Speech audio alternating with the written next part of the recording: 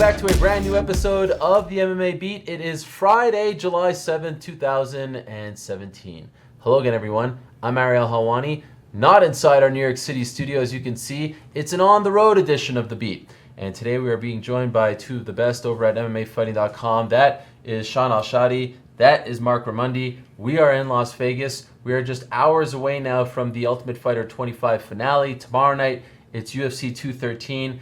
But we know you love The Beat each and every week, so we did not want to leave you hanging. Thus, the on-the-road edition of The Beat. Sorry we couldn't do it yesterday. In fact, that was our plan, but the UFC Hall of Fame ceremony went a little too long, so we decided to get a little bit of rest after the official weigh-ins this morning for 213. Do The Beat now in between the weigh-ins and the card tonight. Before we get into the show, let me say hello to our good friends over at Toyo Tires. We appreciate them sponsoring the show on the road this week. Tell you a bit about Toyo Tires here, and excuse my phone, we are doing this on the road, so it's a very no-frills edition of The Beat. UFC fighters are tough, guys. You know who else is tough? Who? Toyo Tires. That's why Toyo has been a proud sponsor of the UFC, just like the UFC fighters. Toyo Tires are built for battle. It's an all-or-nothing philosophy. Durability, aggressive design, on- and off-road capabilities, yes to all of them. That's Toyo Tires. Living life on the highway? Toyo has you covered. Spending some serious time off-road? They have a tire for that as well. No matter what you drive, Toyo has what you need, and frankly, these tires just look damn cool. Any vehicle, every terrain, all or nothing, Toyo Tires. The next time you need tires, ask for Toyo. To experience more, visit toyotires.com/UFC. That's toyotires.com/UFC. Thank you to them. Now let's get to the show. Guys, we're here at International Fight Week. Mark, you've done this 5 times. Sean, you've done this 3 times, covering the sort of July 4th-ish UFC event. This one has been somewhat maligned, doesn't have that big fight main event to cap it all off. How would you describe the buzz here on Friday afternoon in Vegas as we prepare for the 2 cards? Does it feel like previous years, or does it feel like it's lacking?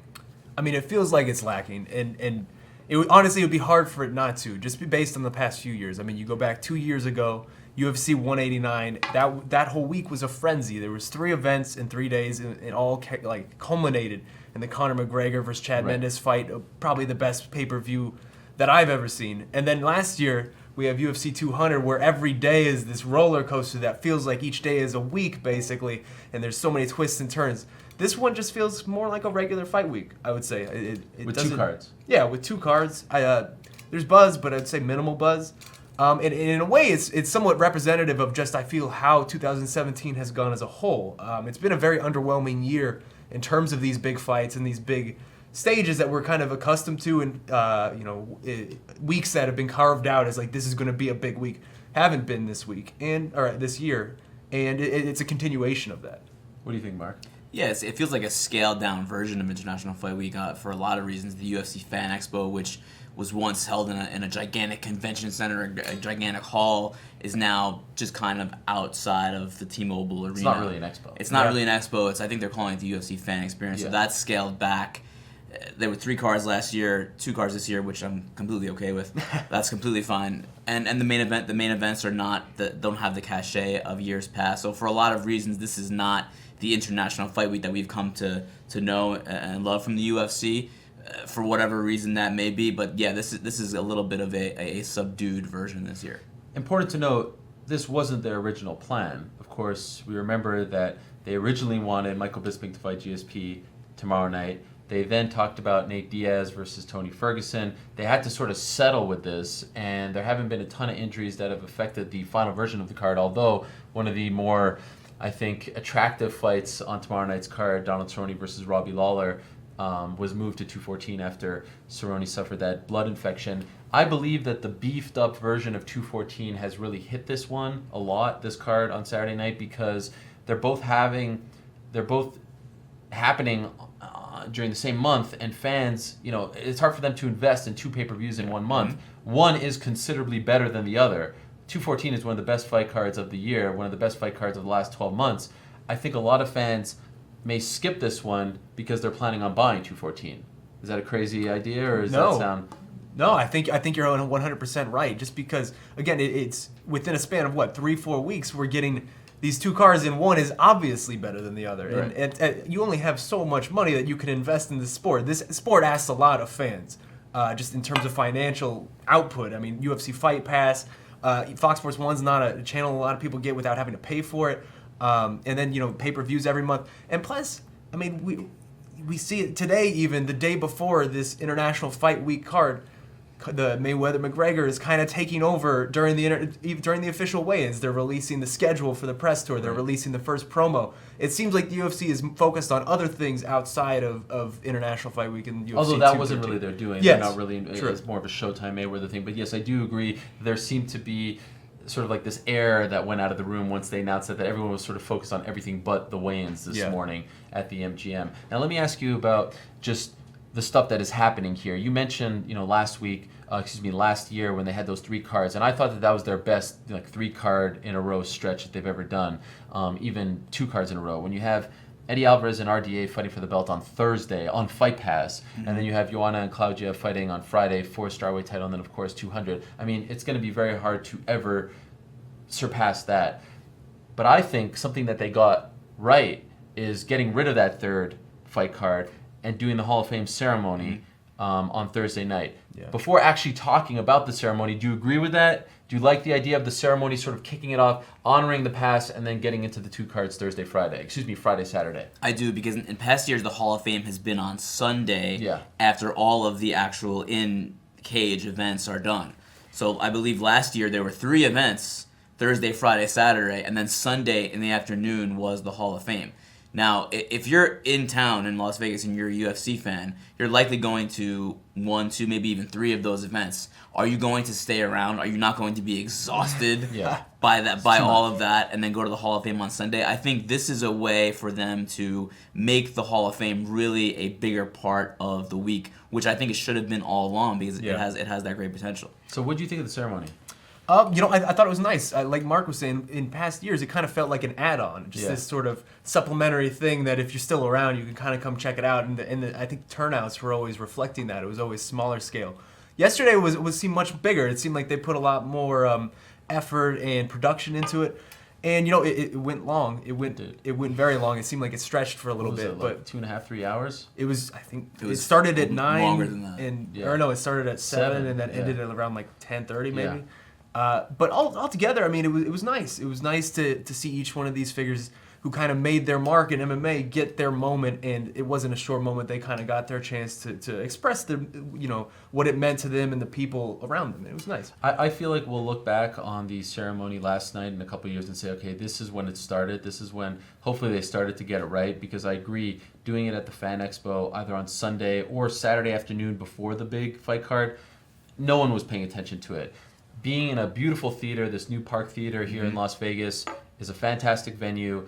Having John Anik host it, having people dress up, I think it means a lot. The UFC, I think, has done a very poor job over the last 2 decades of honoring its history. And yes, the history isn't as rich and deep as, say, boxing or pro wrestling or even the NBA, NFL, NHL, MLB. But there's enough there. There are a lot of people who deserve that recognition. And it feels to me like they're finally starting to honor their history. And it's nice to see, because in this WME era, we're all kind of worried about what's to come and how the sport is sort of changing and how they're getting rid of the personalities and things like that with the Reebok uniform. I was very reassured after last night that, okay, with those video packages, phenomenal, honoring guys like Maurice Smith, not exactly a household name, but guys who really are a part of the sport, part of the fabric of the sport.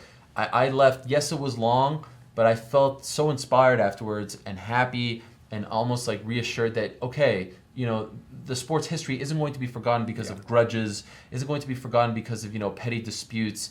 This is actually a thing that is happening, should happen, and can be an even bigger deal in years to come. Yes, they can figure out, the speeches and cutting it down, all that stuff, but the general message and the production, I thought was a home run. Yeah, and I think the induction of Sakuraba in particular Tremendous. was a moment, I agree with you, where it seemed like a shift. Because, I mean, again, this is a guy who fought only 2 times in the UFC. He's not a UFC fighter. Yeah, in one night. He fought one event. When you think Sakuraba, you don't think the UFC. You think pride and just all the things he did over in Japan. To see them kind of honor him and recognize all of that, which in the past they would have more or less ignored it. I mean, we see it with Frank Shamrock and other people. If you're not if you don't play nice with the UFC, they'll kind of disregard your legacy. Sure. To see them kind of now honoring these figures of the past, that's also a welcome sight. Yeah, hopefully that changes. What did you think of it? Yeah, of course it ran long. Mark Reiner had the joke this morning at early weigh-ins at around 8:30 a.m. He asked the press compiled there, is the Hall of Fame ceremony still going? Right. It was a funny joke because it did go long, but how do you, for the people being inducted, you should never put a limit on. This is their moment, This is their moment. You can't put a limit on how long their speeches are going to be. Now, could the introductory speeches have been shorter? Certainly, of course, they could have been. But it was great hearing from people like Joe Silva, who we don't get to hear. We never got to hear from him in 20 years as the UFC matchmaker. So rare were public comments from Joe Silva, and to hear him, give a 15-minute long speech last night was really enlightening because one of the cool things about this sport is the people involved in it and who they are and what attracts them and draws them to the sport. And Joe Silva is a fascinating person. He is a martial arts fanatic who worked 100 hours a week probably over the last 20 years making the sport come together, and it was great giving him the floor and letting him speak about it. Joe and Dana together, I thought, were the best combo in terms of length, Mm-hmm. in terms of sentiment. I thought it was a really nice touch to have Dana White introduce, or I guess you could say introduce Joe Silva. I thought Joe Silva, who was actually known to be a rather verbose individual, actually his speech was short, was sort of disappointed that he wouldn't talk to the media afterwards, still sticking to his guns. This is a guy who's very, very much enjoying time away from MMA. He told me a couple weeks ago, I asked to speak to him before the ceremony. He said he kind of wished that it never happened, that he wasn't being asked to do this. He was in London enjoying his family vacation, so he made his money.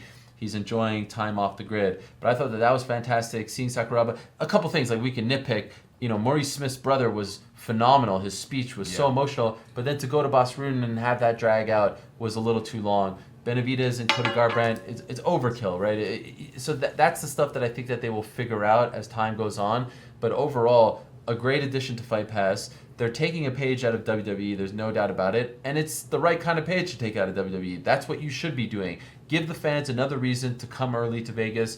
Eventually you'll sell tickets to it, it becomes a thing. This hopefully, they've kind of been weird about the Hall of Fame over the years, like it happens, it doesn't happen, it goes away, it comes back.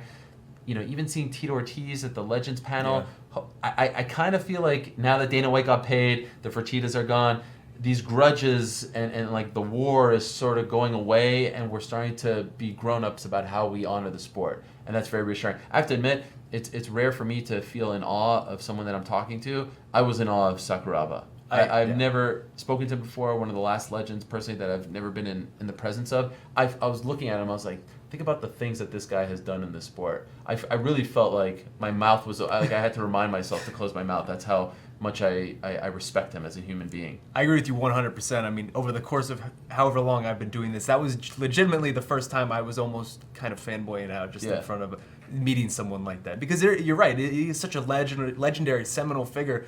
It is so many moments that he's involved in throughout the history of MMA. Legendary moments. It was cool. It's almost like an aura kind of surrounds 100%. Him. It was very nice. One of the things that Don Fry was saying.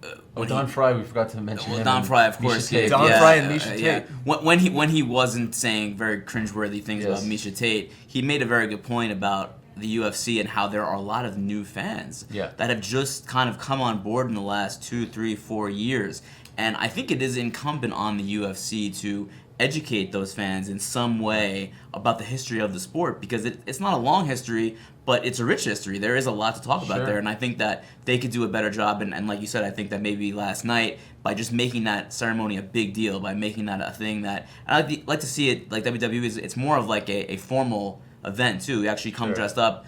Last night there were affliction shirts. It was a free event. It's different, but I think it could build to that eventually. There was a fight in the crowd. There was even a fight in the crowd last night, which is probably the most MMA thing. That's the most MMA fight thing at the I've Hall ever of seen. Fame ceremony. I mean, I think we can clean it up, and I think that in years to come. Yes, I agree 100%. The NBA does such a great job. Bill Russell is always at the finals and things like that. You need these characters around. It was nice to see Joe Silva talk about Jeff Blatnick and the important figures in our sport who, over time, if they're not honored and mentioned from time to time, will be forgotten. That's just the way things go. How many people now know who Jeff Blatnick is? Fans who are watching tomorrow night and tonight. By the way, one question. Do you feel, as we sort of comb through the Hall of Fame, last thing on this, do you feel like there should be maybe like a 2 or 3 or 4 year period before you induct someone like.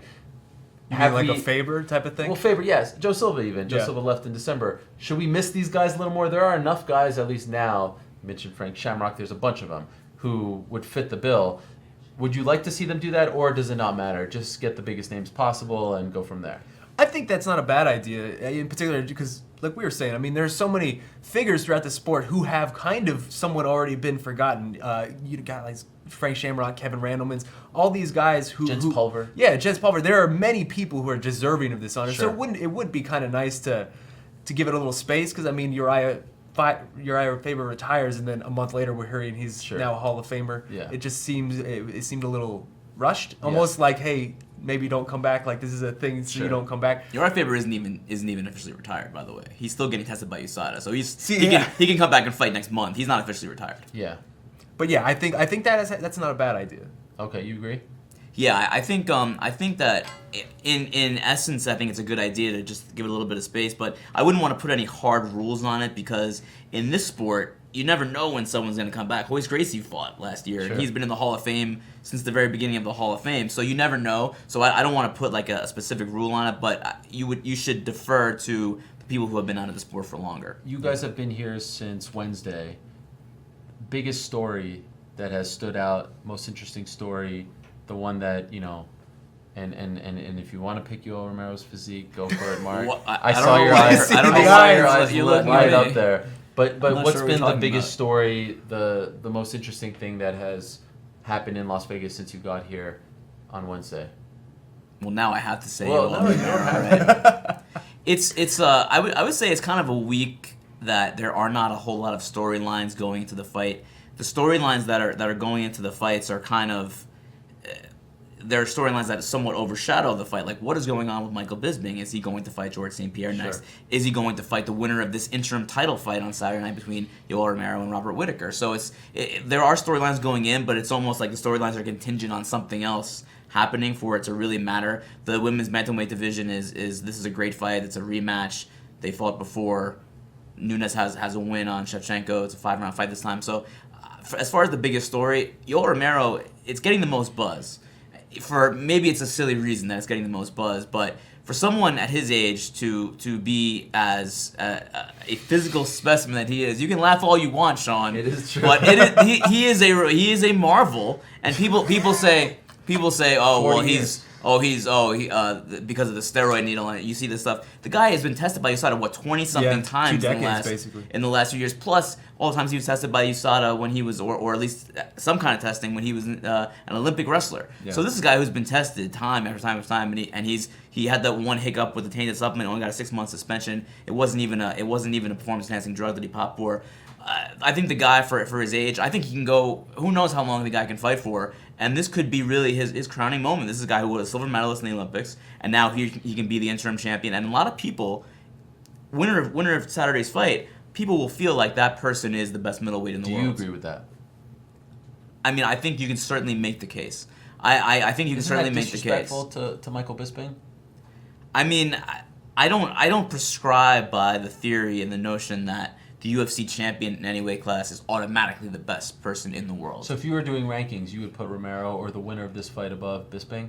I don't know that I would do that, but I would think about it. It would be a conversation. It would certainly be a conversation. Absolutely. I agree that it would certainly be a conversation. I mean, this is something I've said a couple times over the course of this week, that honestly I feel like this is one of the best fights the UFC could put on, and it's certainly one of the best fight that the division could put on. Yoel Romero and Robert Whittaker combined in that division are 15-0, and if you look at their resumes over just even the past 5 fights, it's incredible the murderer's row they've been able to go through. Just on strength of schedule alone, like, that has to be a conversation. And so Romero, I mean, we joke about the physique, but again, 40 years young, neck surgery, defected from Cuba, I mean, like, his story is a phenomenal one.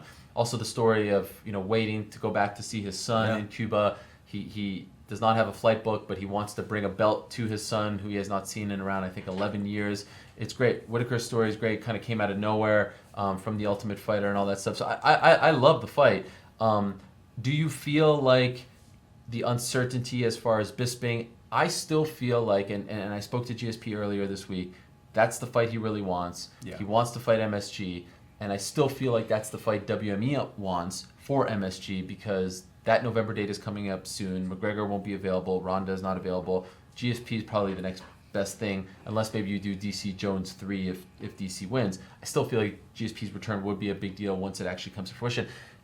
Does that feel like a cloud hanging over this one?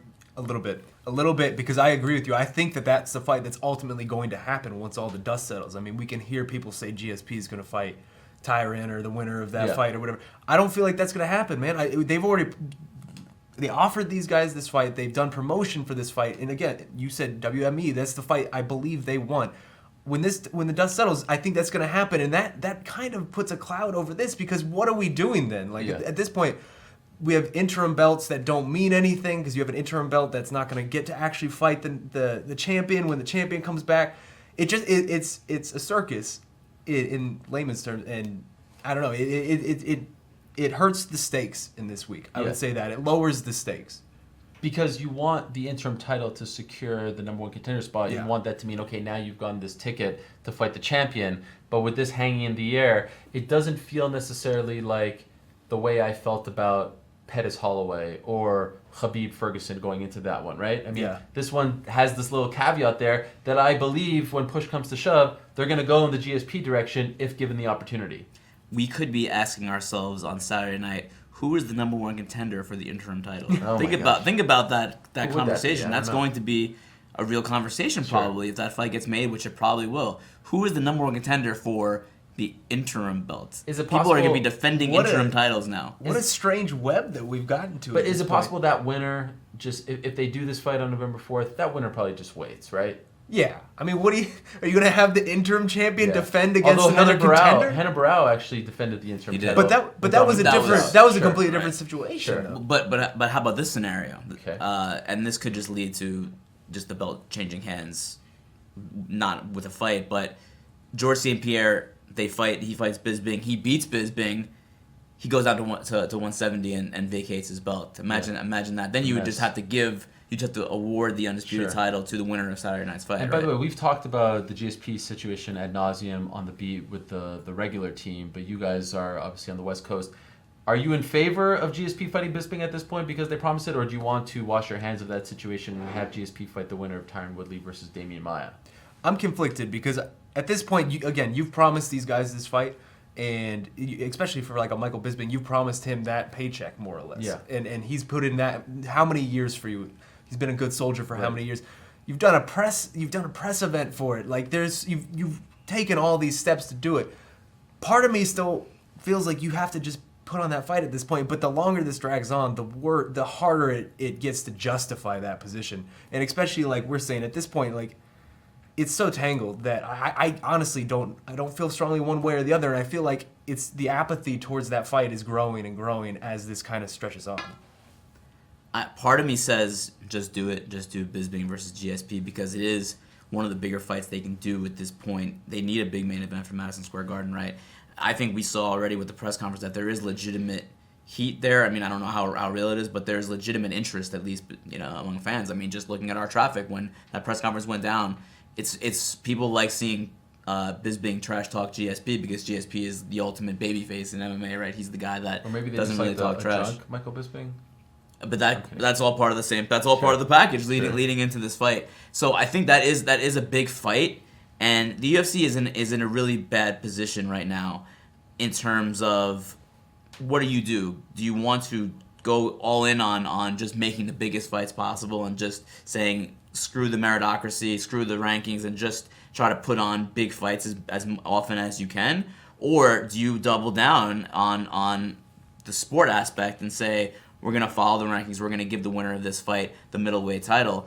And I don't know that WME wants to do that because I think that they're going to be chasing the big fights because they have loans to pay back. They have goals to reach as far as that stuff goes. I think they're going to be chasing that. Well, we can put GSP Bisping in MSG. It's going to do a big number. GSP versus Woodley or Maia probably won't do as big of a number as GSP versus Bisping. And Bisping versus Romero or Whitaker isn't going to do as big as GSP versus Bisping. Can I just say that I think that they really have something with Yoel Romero? I mean, he is such a great personality, Yeah. and I kind of joke about his relationship with his translator Ray, but they actually do vibe very nicely. And even when he's at the weigh-ins this morning, and the way he looks at the camera and he does the salute, he's got this intensity. He reminds me in a sense, and I don't say this as a slight, it's a compliment. He is like an old school pro wrestling heel in the sense that he is oblivious to everyone's criticism around him, to all the hate that he's received, because he does little subtle things that could be deemed as cheating. But again, he gets away with like the stool thing, the suspension, and so he kind of gets by, but he's oblivious. He's a man of faith, he's a man of God, and so he sticks to that. But then when he does that, like when he knocks out Chris Weidman and he jumps out of the cage and he does that step thing, stepping around. I mean, that's terrifying. He's the Cuban defector. Yeah. I mean, they've got something with him. Him and Bisping is magic. I don't know if it would surpass GSP because the GSP comeback is such a big story, but like, gosh, if Yoel Romero wins, him and Bisping is just, I mean, could you imagine the build up to that?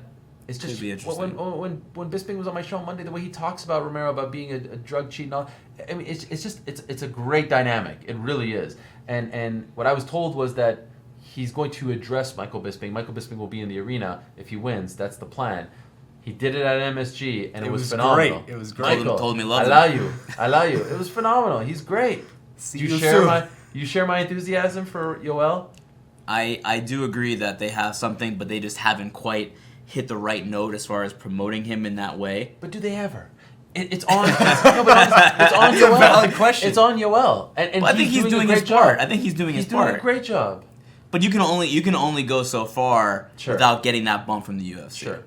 I agree with you on the dynamic between he and Ray too, because it is a very pro wrestling-esque He's got this dynamic look, of he's got the smug manager look. versus with the heel. It's 100% it. It's like a He's got Paul the Heyman figure. ponytail, yes. Yeah, it's very God, fascinating Ray's like to a watch. jacked up Paul Heyman. I He's can't like get enough of those two. I cannot get enough. They go back and forth. It's like music. He says a word, the other guy says the word. I mean, that is a very important part. If you have a translator who's just botching and nervous, there's nothing there. We can't do anything with your interviews, but they have such a great dynamic together. I love it. And I'm not trying to, take anything away from Robert Whittaker. In fact, Bisping had some nice shots at Robert Whittaker, calling him boring and things like that. I think he could get something out of him, but I am really jonesing to see Bisping and Romero fight. You can almost see Yoel Romero with Ray in his corner facing like Hulk Hogan in like 1992 in WWF. The Cuban defector? Are you kidding me? Yeah. Plus, there's something really there with Cuba, right? I mean, with the rich history of the Latino and Miami, and how much the Latino market loves fighting.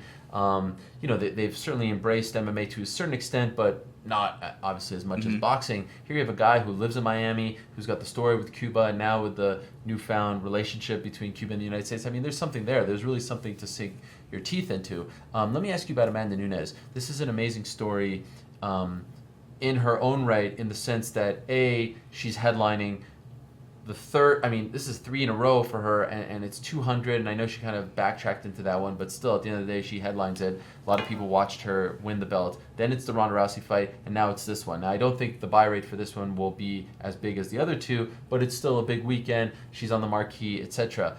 Yet, does it feel like she got the rub from those two performances? Do you feel like there's an aura around her? Does she feel like a big deal after beating Ronda and Misha? I think a little bit. Okay. Just purely on the fact that, if you go back to 2011, this is the first women's bantamweight title fight since 2011 to not feature Ronda Rousey or Miesha Tate, which is utterly incredible. And that's going back all the way back to Kunin versus Carmouche. Wow. Other than that, it's been those two rotating in, fighting contenders. And she's basically of course. She's basically the one that retired both of them. Miesha fought once afterwards, but she's the one that kind of ushered her out the door. So she kind of does have that aura of being the woman who's gonna lead the next generation of this division. But I don't know that she's gotten the rub fully. I don't know that the UFC's committed to giving her the rub fully either. She's beaten these two seminal figures in the division. I don't know that she's gotten the push that she should, frankly, from that. Everything that you just said, Sean, that you illustrated well, has the UFC promoted her in that way? I would say no. It's pretty obvious how you promote this fight. Exactly what you just said. She's a Titan killer. She's a Titan killer. She just retired Miesha Tate and Ronda Rousey, the names that everyone knows in the division, and they have not promoted her that way. I was talking to Amanda Nunes last week. They had a media day in LA, and I asked her, she was complaining a little bit about the way they promoted her for the fight with Ronda Rousey. It was Ronda Rousey, and oh, by the way, Nunes, who just, I guess, is the champion. That was the way they promoted that fight. And I asked her, are they doing it better now? Are they showing you more love now? And she said, maybe. Like, she was that kind of non-committal. Was not quite feeling the love from the UFC the way that I guess she was hoping to. And she again made the joke, like, maybe if I dye my hair blonde and I have like put dimples, like I would be promoted more. But she has like you can promote her the same way that you promote like a Cyborg. She goes in there and she devastates her opponents in the first round. Yeah. Look at these amazing highlights of her destroying Miesha Tate and Ronda Rousey. It should sell itself. You know, it's interesting because here she is fighting on this big card, defending her title, and yet Ronda Rousey on Wednesday is on Kelly and Ryan, right? I mean, that's a platform. And she's got the story of being the first openly gay champion in UFC history. It doesn't feel, again, going back to what I said about Romero, like, do they know, other than the countdown show, which doesn't count, that's formulaic, of getting her out there in the right markets, on the right shows, in front of the right people. I don't sense a noticeable change in the way she's being marketed since beating Miesha Tate and beating Ronda Rousey. I just don't feel it. I don't see it. And I feel like when I'm around her, I'm like, this is the woman who, you know, annihilated Ronda. This is the woman who annihilated Miesha Tate. She made Miesha Tate look like she wasn't even in her league. You know what I mean? What she did at UFC 200. And so when I'm standing next to her, I'm like, yeah, she has that championship aura that I start to feel from champions after they defend once or twice. But yet again, for some reason, it doesn't feel like they're getting behind her. And so then I am reminded of something that Felice Herrig said a couple of weeks ago. And let me ask you guys this. And I know sometimes this conversation makes people uncomfortable, but what I'm wondering is, does the UFC, in your opinion, know how to promote women who aren't cookie cutter stereotype of what a beautiful woman is? You know, like, they know how to promote Paige. They know how to promote Michelle Watterson. She's on the body issue and all that stuff. They certainly had a part in that. They know how to promote Miesha and Ronda. But do they know how to promote the other women, in your opinion? Or was there something to what Felice Herrig was saying? I mean, at this point, it's the only objective answer you can say is no, just because we haven't seen it. They have so many talented women on this roster. I mean, you see it even in an example of like a Rose Namajunas or something like that. She shaves her head and she keeps getting thrown against, you know, a Paige or a Michelle, and she's winning these fights against these people that the UFC are pushing, and she's not getting the rub from it. At this point, there's no evidence to say they know how to do it, and that's unfortunate because there's so much talent on that roster, and in particular at the top of those divisions, there's so much potential there, and they just don't seem to know how to really get into the nuance of it. The reason I'm asking this, and the reason why it comes to mind, Mark, is because when they do have the cookie cutter, you know, pretty girl, they really go. I mean, they go so far. They go far. all in on it. I mean, more so than their male fighters, right? I mean, like the promotion for Paige, the opportunities she's been given, Watterson, Ronda, Miesha, you know, like they really go. They bring them out there, and yet it doesn't seem like when there's that, you know, obvious cookie cutter beautiful woman that they put them out there the same kind of way. You know what I mean? I agree. I think they've done a little bit better of a job with Joanna Jędrzejczyk, who doesn't fit the mold of a Paige Van Zandt or someone like that, who's a legitimate badass champion, you know, dominant, incredible fighter. They've done a little bit better of a job with her, but I still think that she could do better. I would say that she makes it easy for them, though, just on the virtue of her violence and the way she her talks. trash talking. Yeah. Right, but you could say the same thing about someone like Chris Cyborg, who they have not promoted almost at all. They've kind of anti-promoted her. Dana White has actually gone out of his way to say that now they've made mistakes. Right. Yeah. I hope to see that change because, and we're cutting off course a little bit, but this is kind of in the same conversation. Chris Cyborg is the most dominant female fighter in the history of MMA. And she lives in Huntington Beach, which is, 45 minutes from Los Angeles, one of the major media markets.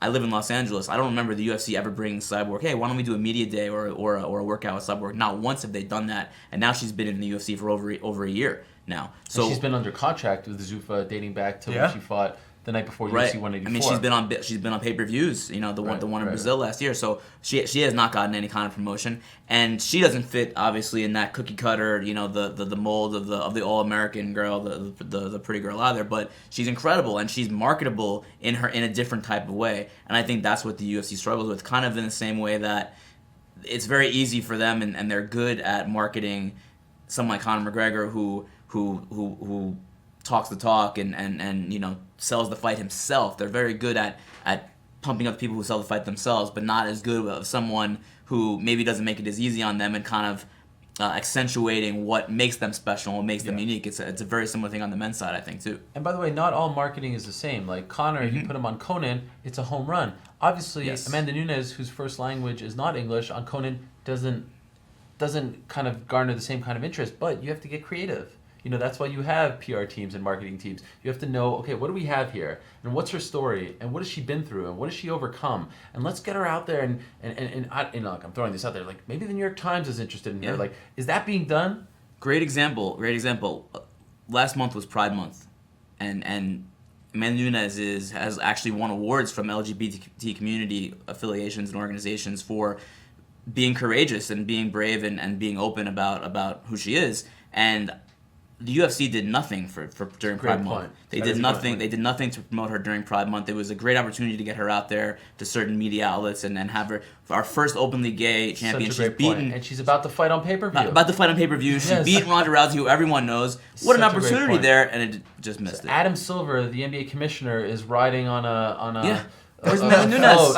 I don't believe that he is gay. And the NBA, one of the best at doing this sort of thing. And here you have a champion, a face of your division, about to fight on pay-per-view, so you could use this as an opportunity to sell the fight, but also as an opportunity to say, like, look what we have. Yeah. This sport that's considered barbaric and alpha male filled and testosterone filled. That's a phenomenal point. That completely slipped my mind, but yeah, that is a great point. You'd like to see them do it more. Maybe if she wins. Are you guys surprised, by the way, that she is the underdog going into this one, a slight underdog? I know she won on 196, and there are some people who think 2 more rounds, Valentina, actually overcut. You okay there, buddy?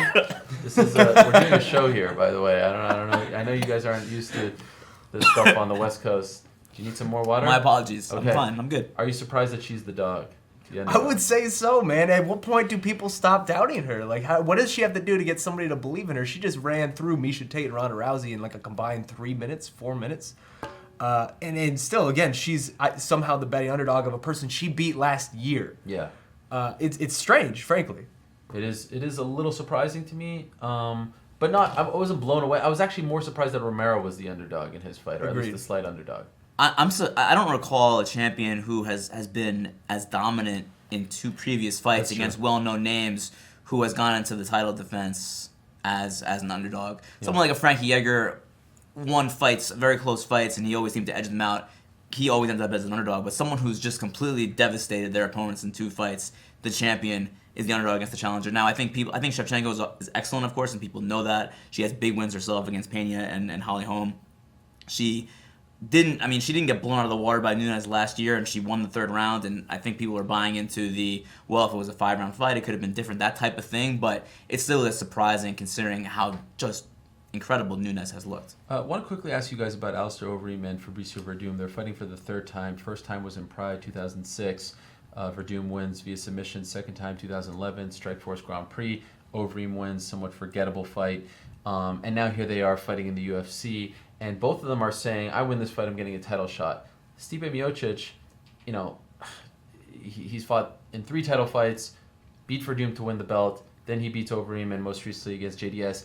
I don't feel like either man is going to get a title shot with a win. I agree with you. I mean, Cane's the name now, right? Even if Ngannou beats JDS in September. That's exactly where I was going with it. If Cane's not able to go, and at this point we don't really know what's going on with Cane, then Ngannou, if it's set up to where if he beats JDS, that's the win that I think would validate him as the legitimate contender. It's too soon for Fabricio and Verdum. Fabricio and Overeem. We just saw them lose in the 1st round to Stipe. Verdum maybe more of a chance as far as Reem is concerned, only because I feel like he was the champ.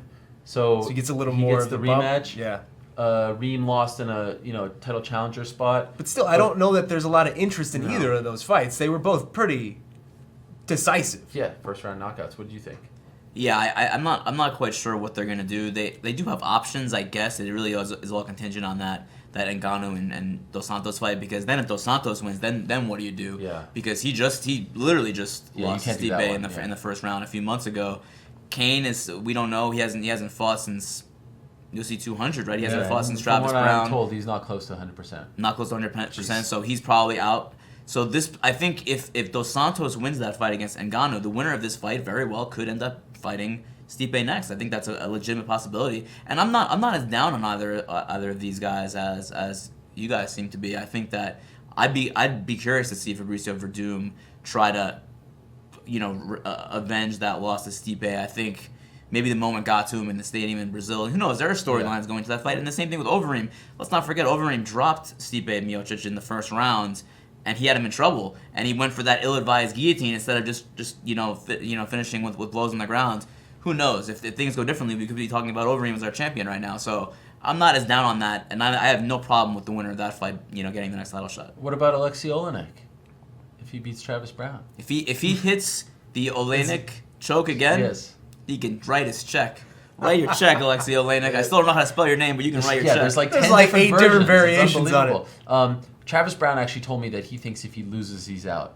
Do you buy that? I mean, that would be what, 5 out of 6 4. at this yeah, point? before in a row. Yeah. Man, heavyweights get a long leash because there's so few of them. But at that point, what are we doing? I mean, Alexei Olenek, no slight to him, but he's not a top 10 guy. I mean, he's been around. He's been around this division for forever.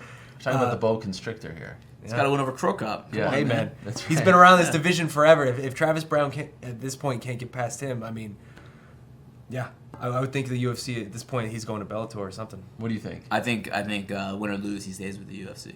I agree. Absolutely. And why is that?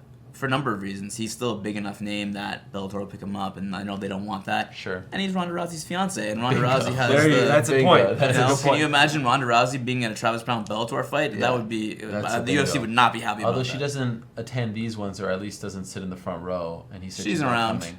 Sometimes she'll be in the back, something like that. But yes, I do think the relationship with Ronda, it is weird though. Like I remember not that long ago when Travis Brown was getting ready to fight for Doom on Fox in Orlando. There was this buzz around him as like the next guy, next prospect. the next guy, and so they actually did a great job with him on that road to the octagon. Some clips with his sons. I remember even getting emotional, like he was driving them to soccer and going swimming with them. And all of a sudden, I don't really know. I mean, he did have the accusations, which ended up never coming to fruition as far as any charges were concerned from his. I think it was his ex-fiance. I don't think they were married. Wife. Was it? It was his wife. Okay, but it does feel like something sort of changed as far as his public perception is concerned. Yeah. I don't know how to quite put my finger on it, but do you guys agree there's something that feels a little different now? I mean, if you look back, he was looked at as like this young, exciting, very creative heavyweight prospect when he was with Jackson's, and I think he kind of got sucked into the whole Ronda Rousey downturn, right? Like he was very closely associated with Edmonds and That's true. the whole Glendale Fighting Club and everything, and I think he kind of got the negative rub when it came to that. Edmund no longer in his corner, but yes, he was sort of, and I think leaving Jackson's and going to Edmond and then seeing the results from it made people say like, come on, man. What Not even the results, but just the change in his style. He became very basic, whereas before, again, he was very creative and exciting to watch. Do you agree? 100%. It just goes to show in the sport it's very unforgiving, and if you make even one or two bad decisions, it could take you down, the road that you don't want to be on. I'm not ready to completely write him off. He actually had a pretty nice start to his fight against Derek Lewis. Yeah. I mean, look no further than Jim Miller and Anthony Pettis. Jim Miller was on a streak. I think a lot of people were ready to write him off.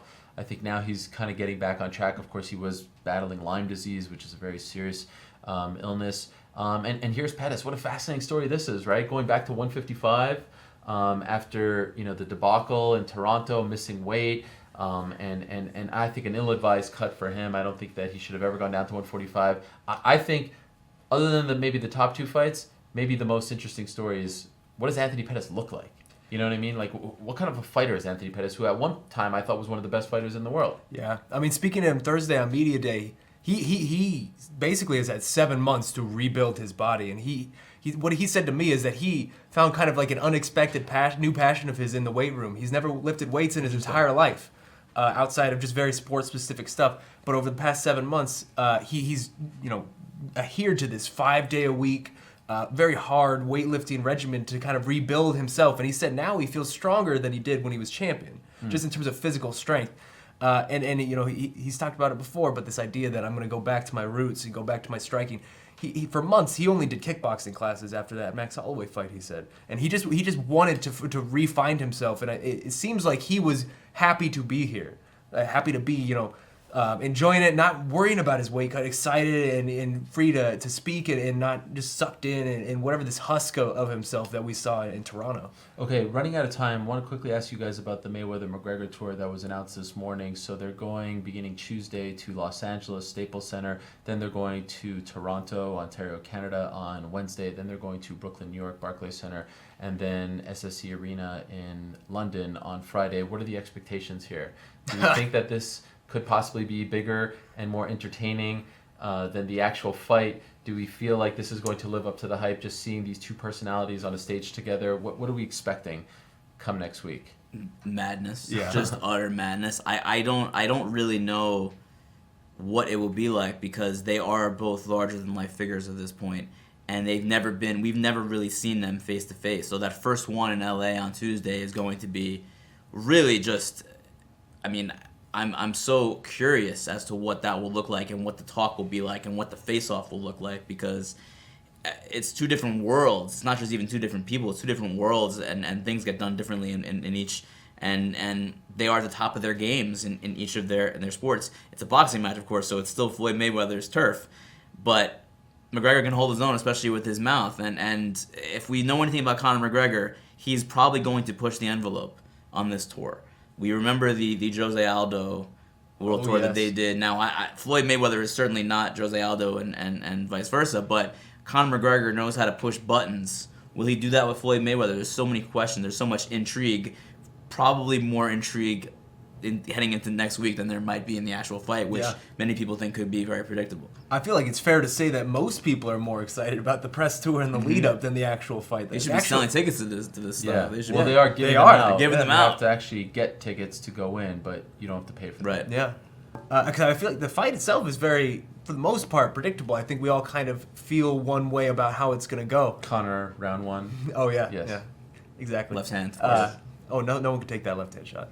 But the lead-up is just going to be a carnival, man. Like, to see these two figures, to see someone who kind of is the equal in terms of the trash talk, and maybe not even the trash talk, but just the ability to kind of fire back. Nate Diaz was that, but it was that in a different sense. Sure. It was a much more flippant sense. I feel like the back and forth on this are going to be fascinating to watch, and by the time they get to London and all the Irish just come to London, because you know they're going to descend upon London, Floyd Mayweather is going to be so sick of hearing Conor McGregor's laugh. Our own Chuck Mindenhall tweeted that, and is absolutely 100% right. Whatever that giggle is, he's going to have heard that so much over the past 4 days. Also, I want to know what the line is, like, who shows up first, because you know they're both going to want to show up after the other.